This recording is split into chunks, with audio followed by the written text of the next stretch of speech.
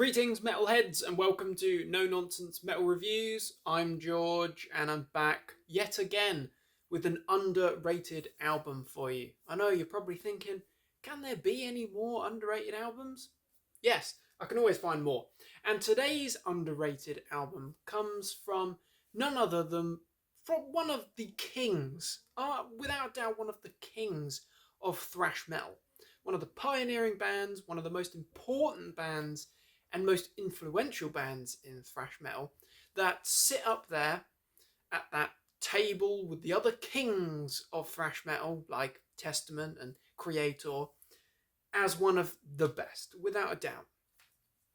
Underrated album, 1994, the sixth full-length album from US legends, the mighty Slayer. Now, Slayer. Weirdly enough, it's a touchy subject with Slayer because some purists will not listen to anything after the legendary third album, Rain in Blood. Some fans might push a little bit further along and listen to the next couple of albums. Some fans will only listen to the debut and maybe delve into Hell Awaits sometimes if they're feeling generous. And some fans really dismiss completely the more recent albums, say the last 5 albums, unjustly, in my opinion. I personally am one of those Slayer fans, and I'm unashamed to admit that I am a Slayer fan. I'm one of those fans that likes all of the eras of Slayer, even the little ups and downs that we had with albums like God Hates Us All and Diabolos in Musica. I'm not necessarily a massive fan of that last album, but that said, they've done some cracking albums in more recent times with Christ Illusions, World Painted Blood, so on. Fantastic stuff. But album number 6, Divine Intervention. This one is criminally underrated. I do feel from things that I've seen online and read online about it that people are starting to appreciate Divine Intervention a little bit more, giving it a little bit more credit. But a lot of things that you read basically stop the classic era of, or end that era of classic Slayer with Seasons in the Abyss, album number 5 from 1990. Now, don't get me wrong, I love this album. I think this is a fantastic album. I think that the issue is that Slayer were on such a run of absolutely pristine albums that when Divine Intervention came along and it wasn't better than the previous albums, maybe it's almost wheezing to keep up and be as good as the previous albums, it seems to have been written off. And I think that is very unfair because Divine Intervention is a very good album. It's dark, it's heavy, it's still thrash. This is 1994. Thrash was not in the rudest of health in 1994. Don't look at what Metallica were doing. Don't look at what was happening with Anthrax. Let's just focus on what was happening with Slayer for a second. Slayer was still doing good stuff. Yeah, things did start to peak a little bit after this and not look all that healthy. That said, Divine Intervention, still a great album. And, let's reflect on this. Slayer had been producing some red-hot albums for a long time. I can't even quite recall the year of release off the top of my head for Show No Mercy, but a New Album classic heavy metal tinged excellent debut album that absolutely twisted heavy metal and took it into dark, dingy corners, along with the likes of Celtic Frost and along with the likes of Venom, for example. Then they practically booted heavy metal into the nasty, dark, evil, fast-paced realms with Hell Awaits, the second album, which I would struggle not to say that this is my favourite Slayer album if it wasn't for the fact that there's so many killer Slayer albums, but I freaking love this album. It was not the first Slayer album that I had or heard. I think this was actually the third. First one I heard was World Painted Blood, Not a bad introduction. Still a solid album. A little bit more accessible. Then it was Rain in Blood, which I remember distinctly picking up from Amazon. Oh, crikey. It was probably about 16, 17 years ago for about £3. So, yeah, what happened? Anyway, this album was number 3, and I got this of all places, I got this from Sainsbury's online, as in the supermarket. They had an online shop that sold CDs, and this was about £4 or £5. What happened? What happened to the world? Anyway, Slayer, Hell Awaits, frickin' majestically bestial. Rain in Blood. Now, yeah, Rain in Blood is a benchmark album. It is one of the best, if not the best, Slayer album. It's also, without a doubt, one of the best thrash albums of all time. No doubt whatsoever. However, it's not the end of Slayer's great run. Maybe things did slow down a little bit in terms of pace with the follow-up album, South of Heaven, but in terms of just being brilliant and writing incredibly great songs, that did not stop with South of Heaven. Things continued. And then things just got unbelievably heavy for Slayer and for thrash with this absolute masterpiece, which would be probably in my top 3 anyway, alongside Hell Awaits and Rain in Blood.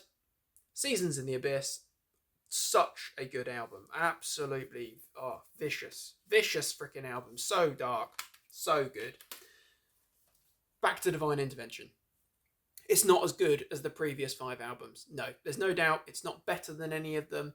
It's trying to keep up. It's basically sort of standing in the background there. It's still part of the lineup. It's still part of the shot there. But all the other 5 they're slightly higher up on the podium.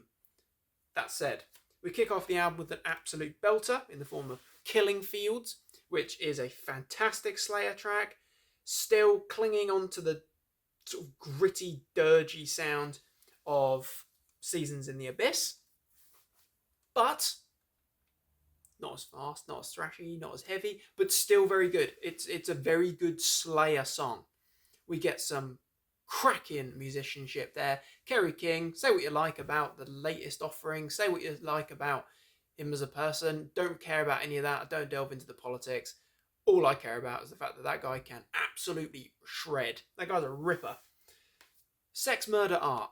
Short, sweet, punky, rapid fire, double kick battery of a track.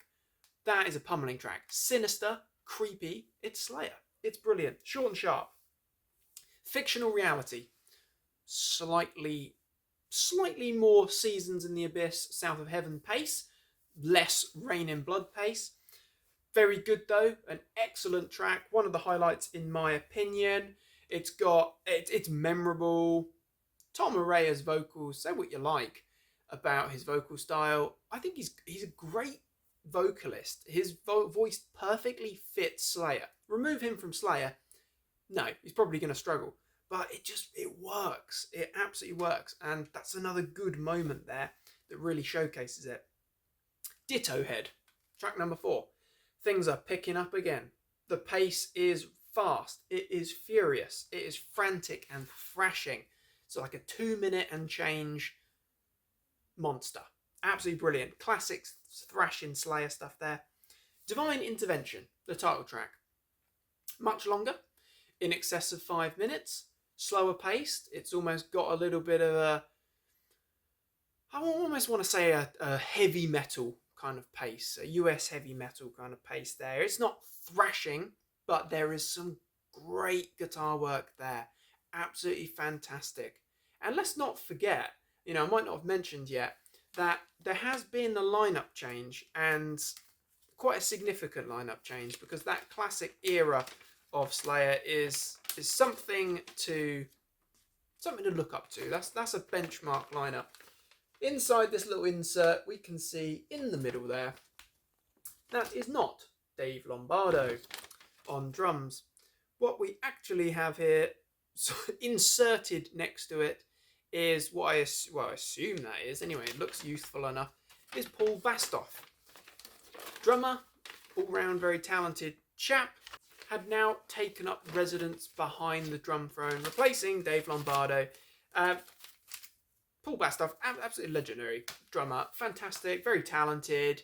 Had quite a good stint with the band, though in and out here and there. Very talented. Has been a part of numerous very, very good bands, and I personally think his drum work here lives up to the Dave Lombardo standard, because again, say what you like about Dave, he's an exceptional drummer. There is no doubt about that. So Paul does a great job, and I think there's a couple of tracks on this album that really show his drumming talent. Divine Intervention, the title track there, being one of those moments, as well as in those very fast thrashing tracks like Sex, Murder, Art and Ditto Head. A very talented individual. Circle of Beliefs, another good solid track. One of the best moments has to be SS3, a very sinister track. Very good though. It's creepy, and Tom's vocal work on that just adds to the whole sinister vibe. It's dark, it's gritty. It's about Reinhard Heydrich, the Hangman of Prague. If you don't know about it, do a little bit of homework, but a notorious Nazi figurehead there.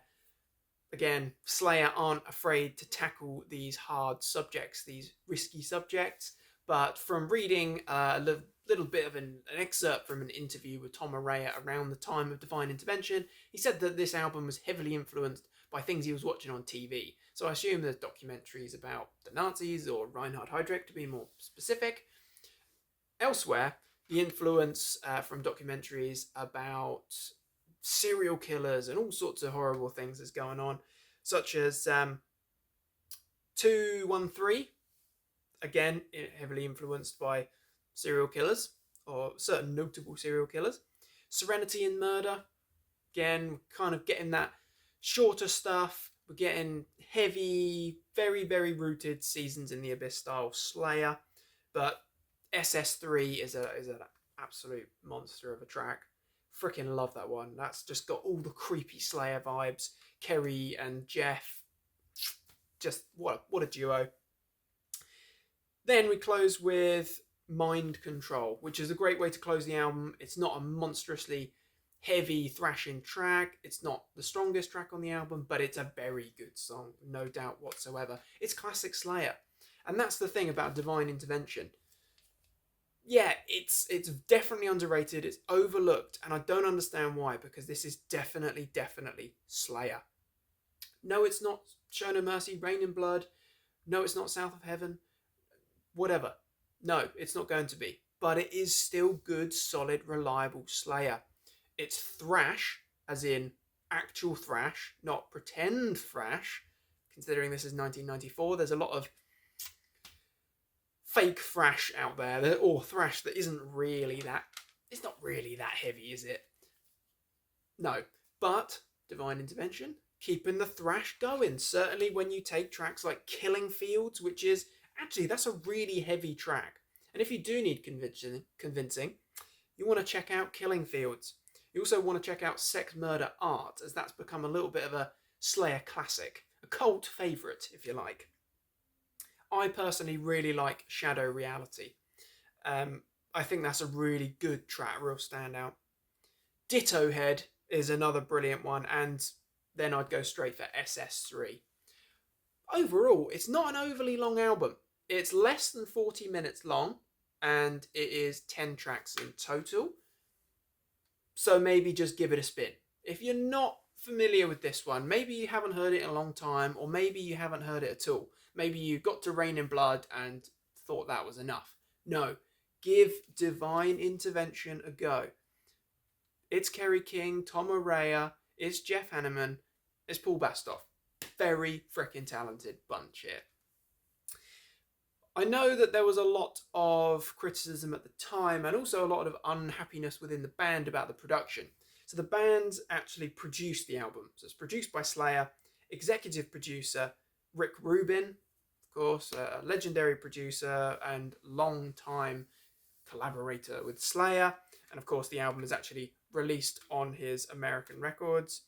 Yeah, the sound is good. I can't necessarily fault the sound. I don't know if this is because this is a remastered version. I don't know if it is, if I'm honest. But from what I was reading, there was a lot of unhappiness about the sound. The guitars weren't loud enough, they weren't thrashy enough. I personally don't think there's a massive issue. Yeah, it could sound a little bit more like Seasons in the Abyss, and maybe that would have hit home a little bit more. But I'm not going to insult the production there. I think it's fine. It does the job.